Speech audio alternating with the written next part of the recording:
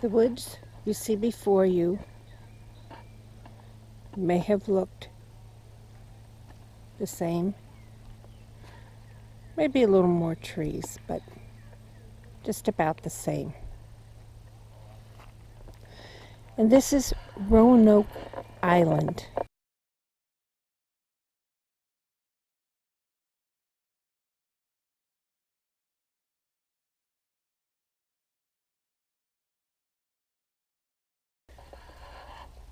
Archaeology work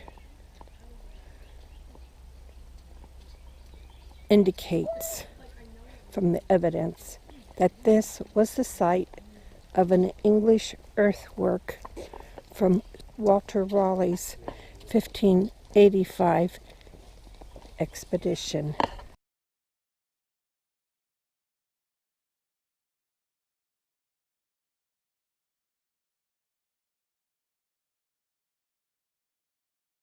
When Sir Walter Raleigh arrived here in 1585, he and his men built this earthen fort. It was assumed, not necessarily for protection, they're not really sure what it was, because they know they were behind palisade walls. And he left 150 men here and sailed back to England to bring back colonists with him. It took him about 2 years to find ships, sailors, men, and colonists. And they finally arrived here in 1587. But there was no sign of the 150 men he left behind, except for one body. The colonists built a palisade fort and at first lived peacefully with the natives. And as quite often happens, they got greedy, and when they were not given more food, they shot a lot of the natives, causing a lot of hard feelings. When Sir Walter Raleigh went back to England to get some more supplies,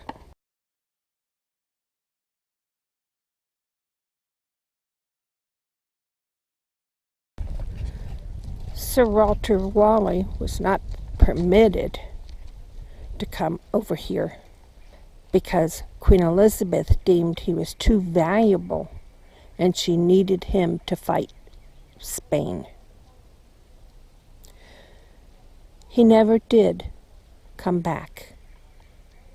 When the ships arrived here, there was no one here, no bodies, no houses. Palisades were still there, but that was about it. And on a piece of board was carved the word Croatan, and it's assumed that's where they went.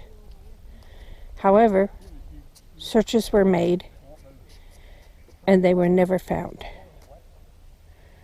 They don't know if they died of illness, if they died of starvation, if a hurricane came and wiped them off the Roanoke Island. Nobody knows. They just disappeared and became the lost colony.